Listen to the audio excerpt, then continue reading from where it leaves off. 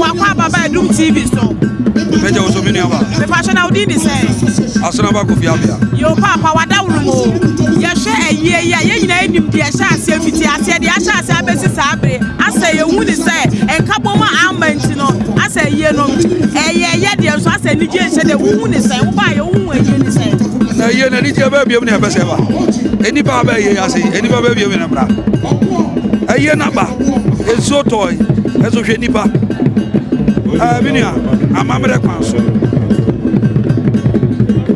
Aye ba fia. Onipa o to bi. Wa se ayi da. Aye abusuan pani. Me ba chawo. E ma no mo ware me ma na ba ma ni free mu a. Oba woni tumi so ka se wo ko se wo kuna yi da. Ba ma na japade bi o wo bia no eye wo ne wo made a. Se wo ye we la ye de be ma mo. Ba be ma na mu no. Enu ntina amamre kwanso. On se be ma wu a. Wo ba no wo ne wo kunu na ti no wu ye o. Nanso wo to nkra koma abusuan na asa densa epese wo ba ne se wo kuna wu. Wo ti ase ase Babra woni wukuru nete ena wawu wa fra abusuafo aba amane se mi wura no me de ko hospital wa film ye wi ana abusua na ansa besew ya mamre e kire se be manu a woni nete no ne body na wawu no enya wukunafo no wodia enya wo madia na japade bi o wo bia eyemodia sana mamre ni amamre amadia tie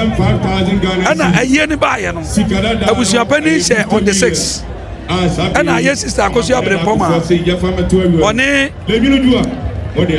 of Ayaboku ene papa si omo se wo mpene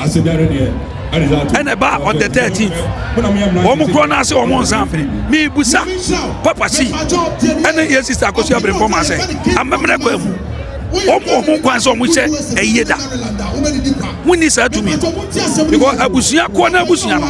eye mo nana ene chichira abusua no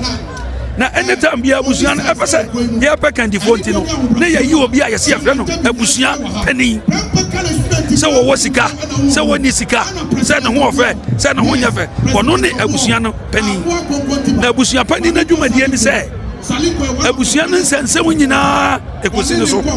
eye ba wona ni abusua ni nyina etena se epnane edi se ko basa abusua pani ase on the 6th mama na amaso on the 13th mama na amaso na mo makwacha da se March 14th eye buo se mo friza di abusua pani kan no mo mpene so a ye kofie ni abusua pani ni kodi nkomo wade se le kofa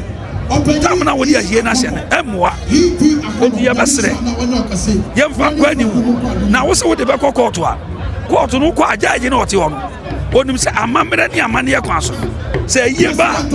enye se obeka se minua na ewuo eti wo so tumi da bi ya titire asante ni amamre ni aka amara ya ka se wunua wu a wunua no wona wo so tumi aya busu abani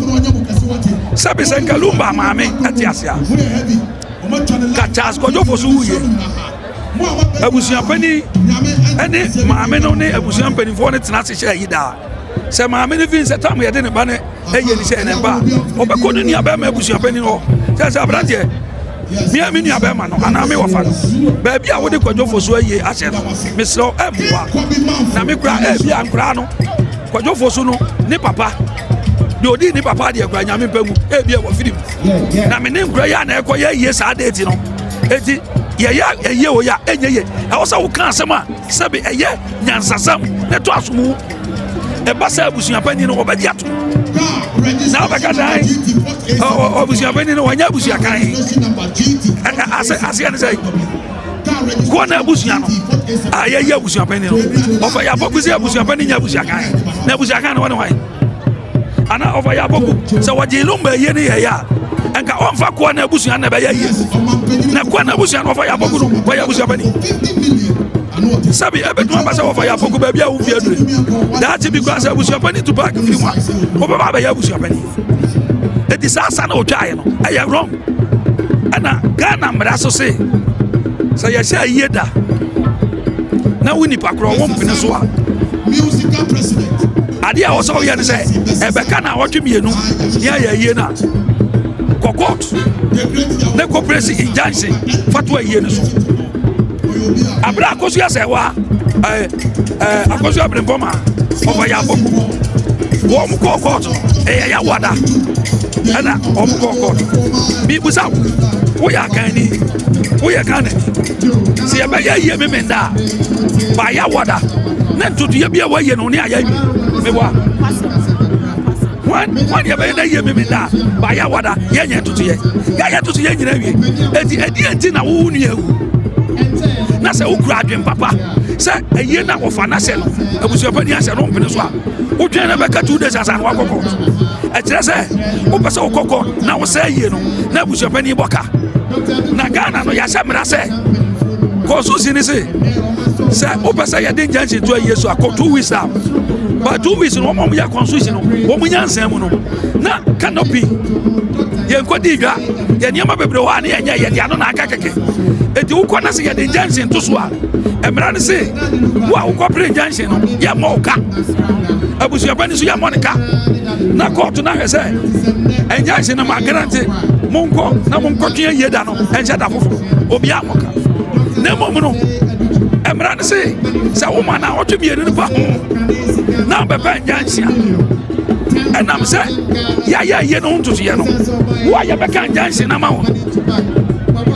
wo na eye no ka bia aba no wo be fa se papa meti de wo kan se a na che se san se eye ofa koku ene ma me brempoma na se ko mu ko na wo twumienu ansa na eye na so o ma anya ne se ye ya wada ni ntina ye se e ka bia abusu apanyiri agbo wa eye no no o mu ti am se o mu ko ye no o mu ko bo nkro yes na akosu ya se wane ofa ya boku lawyer no o mu ko ya argument e wo court e kire judge no e ma judge ni jitu mu se eye ne ma ye nye because of omo nko di ye e to judge na so na mom no ma di ga bu mra so se mo amfa ma 2 weeks down na de ti amodi aba enra abra judge ni gu aye na wo mo ti se ngonwa wa enti emra ne se ye bu ama wo dia e ka bia ba ye no no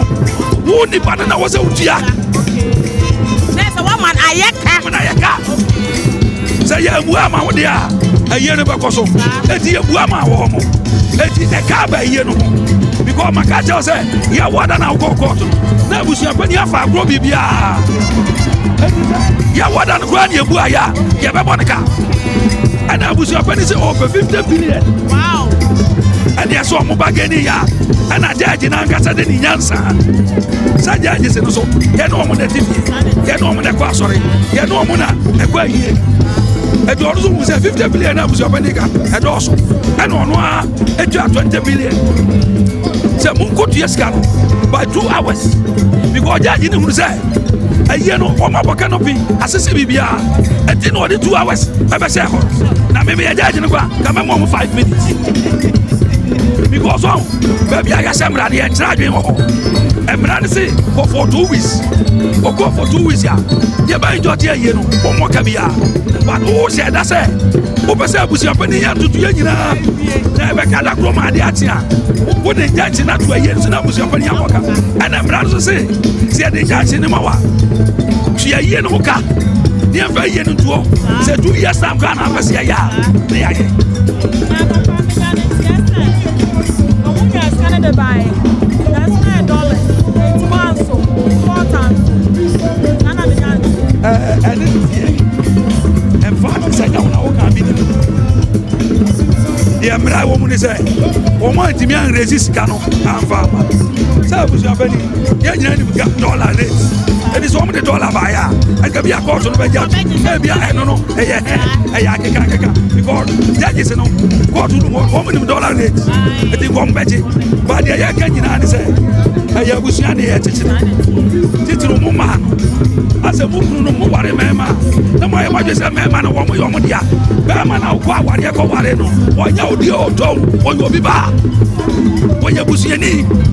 Binyaba, I can't hit it. And then see, I have a bravo 18 years, 20 years, would be that. And can it before I will be sit down and know your penny. And the Yana Mamma, if you know more yet, a Yana been a see ebi a wo maame wo papa kwa ware no baby a wo maame to ye no eye wo na bi ne se fie no na wo na wo maame so ye wo no eye ne maame nua bi na tina fie ehwe ne ba boso me ba ko oja na dwuma ye ene no ba wo a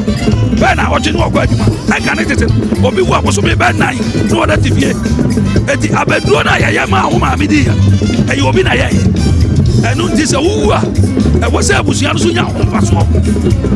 ya ba se lumba ti ase o fie ba miensa ebi ebeti di bienu amareba ni ase abusuan so emfa ba di etia ni se o de abusuan se di ebe ya se da ti bi lumba wo fa ase bi se wo koso adwuma won kran ya okwa wo benya ba bi ada na wo so adwuma ni aka se wo fa bi wo ba to nwom ni e fra ni da di lumba if ya wo si ya o de ma abusuan no ene na wo abetem won kran no edi se wo si dentia da ti wo so wo ye ya wo so benya abusa abrosai mo ye jefe na o wale obi waje be ma na boso be ma isusu ne maame ne papa na de ni go school ne maame ne papa na de ni sua adwuma o duru sai wo nya sika ye adwuma akọ mo ba wa wale oba na je be ma na debia ma ne ka se e me ma maame na ya be fo ba de oba bia maame nya be yifo emre mo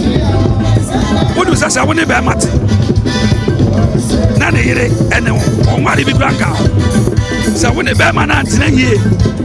na busuya ni nya kasa se wo aware na aware be ma e kire wo de ntokwa ani ade wo ha na ne ya be ma ruwa ya be kasa ya ma wo de ko kuna no o be ya ma abusuya se ya nyi wo kuna de mo be ma na japa de bi oworo o wi ana no ma na mai de mafa ye gu ani mate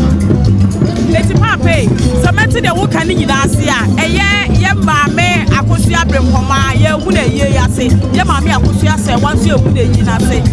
ase e kamia ye se ase eye ja edibi atu akon na butua so a enche because that no way you to kase pa that lumba me tin se o mo anwo me kai na mi sua a che se waji bi pa ntimi hu ni se ase akoye edimbuase ne ense na ho ada abusuan to from my Ghana so abusuano edimbuase no e komo fa ya boku akosu abrempoma ena ya me pesa me di akosu ase wa bebem go so mo se maame no oyo bia mi oba lumba 1 week na hu se ofo me yesu se dia me kan me ni adanse e ye madwe ye so se ngo futu no fo bone go maame no no yo bia oto ba dia me pesa me kire mo ma ne se o ware be ma enye krata ne ware o ye ware ni pedua ote na machine de ka o se ade ansa ye no wudi nsuo ye enye da eti enkramofo kra no ye se kora ne se oba warefo woni wuku se ntiase ni muntem na se eya ntokwa ni afufuo na mo nye sex for 6 months ya e fanta ware na ese e bia woni wuku mo wanti se ye se e be se bi kru tu kwa apechire e di fie mi enu kwa me medai metwen e fie mi esa metwen ba se ko ba de se enya ntiase e na wo muntem na mo so mi nsia mo nsia na aware na yes sister agosi ase o ware chance ko do fusu and here just about 17 years and I'm muntem lumba bagana baba for ba odobro ni wona na wo ba ko wona na wo mienu wona wo miensa wona na wo nai wona na wo and this sister so we are what for ba wo pe ukuna on kan wa se bia na ba mani wu a kuna ye ana wo de ko so na wo pe nipa no se wo ti ase ana kuna na wo na ni nyina no anya ba wie mi mbere mu bi sister no e mo mi mbere mu ko aya agusuafo no akosu abrempoma me pesa me ma bi sister akosu abrempoma ati ase aka ma mu asante ma mu so wo wi asisi ka nyina kwa oni ewu a anya na ase yida sabe ya papa wa sai kwa me that's why ahobrasi ni a wo wasika a wo buniba se be se 100 years ago owu a emfia wo haji owu a enya de yire ne ma ena be se yida eya busunya a wotamu na be se yida onu kura wo disika to murana eya busunya ena be se yida woma yɛnte aseɛ saa ɛdi sɛ wowɔ abusua na wohwɛ ne wɔ abusua pani nneɛma nkɔ yi a wone ne nka ho asɛm wɔ sɛ wowu a ɔna bɛsi woayie da na papa abusua panyi bi nso ɔsɛ no ɔno ɔyɛ kyekyerɛ atware ɔbɛka bia ɔne deɛ ɔse a na ɔse o wokɔhyia nnipa saa nso deɛ na wobɛyɛ no ɛno nti na ɛmmra ne sɛ ɛyie bɛ fie na mente me ho ase ba wowɔ 14 days sɛ wobɛ petition court sɛ ɛyɛ nkuro na mokɔkɔ abusua pani bɛka no asɛm wo so wobɛka wasɛm sɛ gyaagye na wogyina ɔno hu sɛ wasɛm a woka no yɛ a ɔbɛgye ato because akosua aberempɔm a ɔne ɔfa yɛ abɔ wɔmo sɛ ɔmɔde kɔɔto no gye to ba ɔmo mistake ne sɛ ɔmo tena ase ma 2 weeks ne paa ho a ɛdra no na ɔmo ahyehyɛ canopies wɔ ha enti ɛka aba enti gyaagye ne sɛ ɛmmara na mede yɛ adwuma enti magrante mo interview enti mo paa montua sika no na ɛyie no ɛda hɔ ɔma ɔnyɛ sika no ɛne yɛsɛ abusuapani nkɔyɛ no yie enti mɛserɛ momoyɛmfa wɔdɔ ɛntena yɛntie abusua nhyehyɛɛ so because me meyɛ asonani asona abusua na meyɛ no ɛyɛ me nananananana ɛnɛ kyekyerɛ abusua no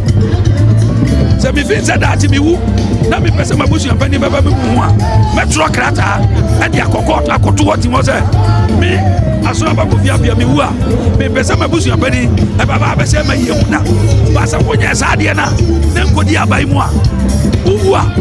wɔgyapadeɛ nyinaa yɛ wo yere ne wɔmadeɛ ba ɛmu no deɛ ɛyɛ abusuadeɛ papa ɛdeɛ me so meda ase si a yɛn nyinaa yɛhyɛ yɛn ho den na yɛhwɛ ɛgya yɛba di egu so nti yɛda ase sɛ wama yɛ akwanya ne ne wakasa mɛpa saa akwanya nso ama wafihyia pa nyame ɛnkora yɛn na obi ɛwura 2026 meda ase